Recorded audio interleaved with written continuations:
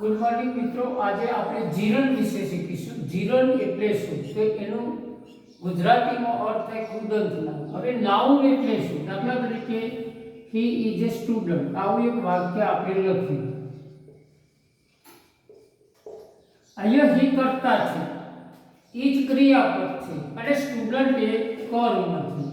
હવે આ જે કર્મ છે એમાં આને આપણે સ્ટુડન્ટને સંજ્ઞા કહીએ છીએ, એટલે અંગ્રેજીમાં નાઉન કહીએ છીએ।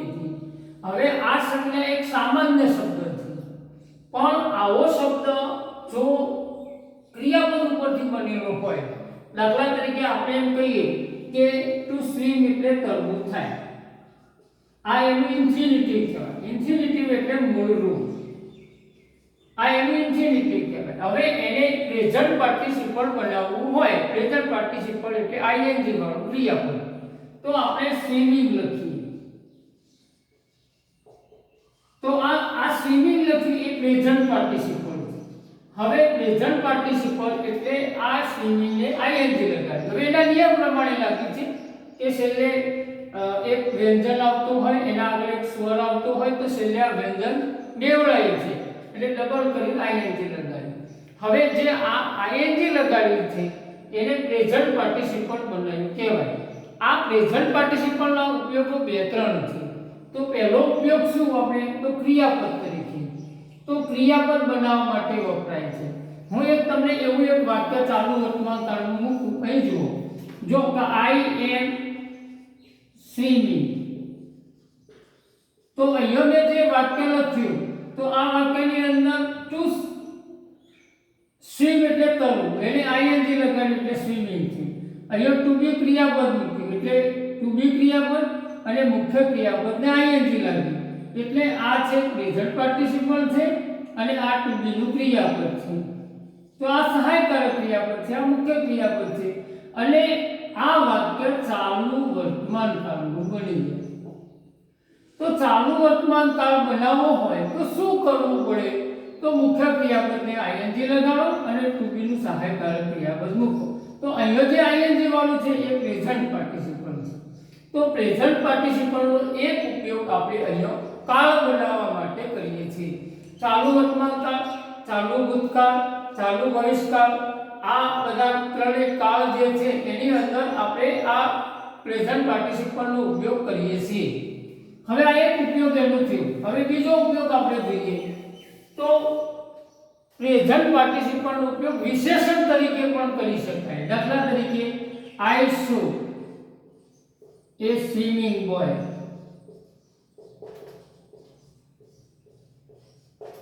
અને જો અહીંયા મેં જે લખ્યું છે આઈ સો એ સ્વિમિંગ બોય, મેં એક તરતો છોકરો જોયો।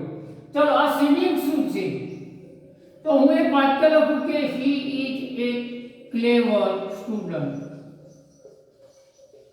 તો આ વાક્યની અંદર તે હોશિયાર છોકરો છે। તો છોકરો ખરો પણ કેવો? હોશિયાર। તો અહીં ક્લેવર શબ્દ જે છે એ વિશેષણ છે, એટલે કે એડજેક્ટિવ છે।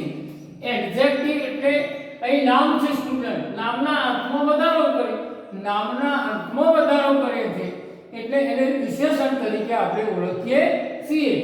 હવે આ એવો જ ઉપયોગ છે, બરાબર, કે છોકરો ખરો પણ કેવો? તરતો। તો અહીંયા સ્વિમિંગ એટલે કે આઈએનજી વાળું ક્રિયાપદ મૂકી એટલે એને આપણે પ્રેઝન્ટ પાર્ટિસિપલનો એક ઉપયોગ કહેવાય। તો વિશેષણ તરીકે થયું છે, પ્રેઝન્ટ પાર્ટિસિપલનો ઉપયોગ વિશેષણ તરીકે કરેલો છે। તો આ વિશેષણનું કામ કરે છે। હવે આપણે બે ઉપયોગો જોયા કે પ્રેઝન્ટ પાર્ટિસિપલનો ઉપયોગ કાળ બનાવવા માટે અને અહીંયા એક પ્રેઝન્ટ પાર્ટિસિપલનો ઉપયોગ વિશેષણ તરીકે આપણે કર્યો। હવે ત્રીજો ઉપયોગ આપણે શીખીએ।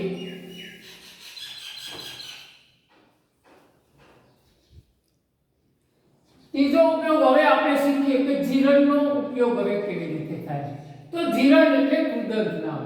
હવે અહીંયા જો આઈ લાઈક રીડિંગ, તો આઈ કર્તા છે એટલે કે સબ્જેક્ટ છે, લાઈક વર્બ છે અને રીડિંગ શું છે?